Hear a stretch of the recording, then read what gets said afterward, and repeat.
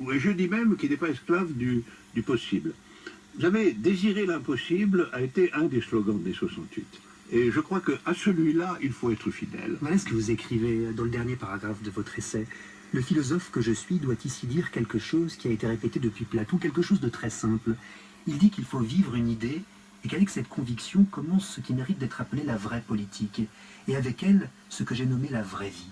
Qu'est-ce que ça veut dire, la vraie vie? Quel titre d'un la vraie vie, c'est la vie qui, précisément, ne consiste pas à se plier à l'injonction sociale dominante.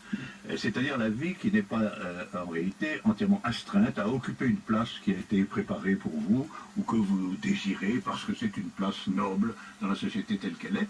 Parce que la vraie vie, on le sait très bien, la vraie vie, elle commence toujours par une rencontre. Par quelque chose que tu ne savais pas que ça allait avoir lieu. Et la vraie vie, chez vous, elle rime avec ce que vous appelez, dans un de vos précédents livres, l'hypothèse communiste, Alain Badiou. Est-ce qu'on peut considérer que les Chinois et les Russes qui ont vécu sous le régime communiste ont vécu une vraie vie?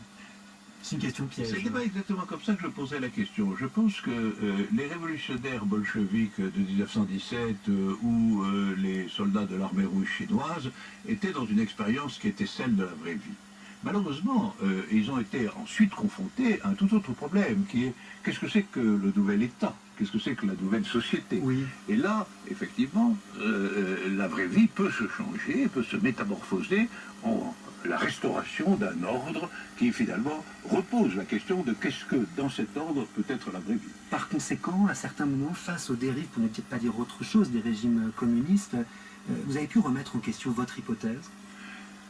Je l'ai construite à partir de l'existence de ces régimes, en réalité. C'est-à-dire, je l'ai construite à la fois contre eux et dans la généalogie qui était la leur.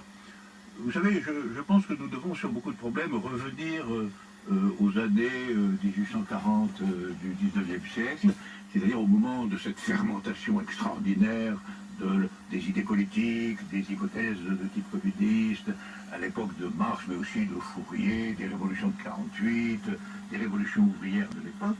Et dans cette extraordinaire invention qu'a été précisément l'hypothèse communiste, et l'idée d'une nouvelle politique, c'est l'idée de l'émancipation de l'humanité tout entière, nous sommes de nouveau à un commencement. Voilà, moi, ça c'est ma conviction profonde. Il y a eu un cycle qui s'est achevé. Il est absolument vrai, il faut prendre acte de ce que les expériences chinoises et soviétiques se sont terminées dans une forme de désastre et que par conséquent nous devons recommencer du côté des origines de l'hypothèse elle-même. Nous devons refaire le travail d'invention qui a été fait à cette époque. En attendant le grand soir, Alain Badiou, je vous propose quand même un tour d'horizon de l'actualité culturelle. Que se passe-t-il donc aujourd'hui, lundi 30 avril?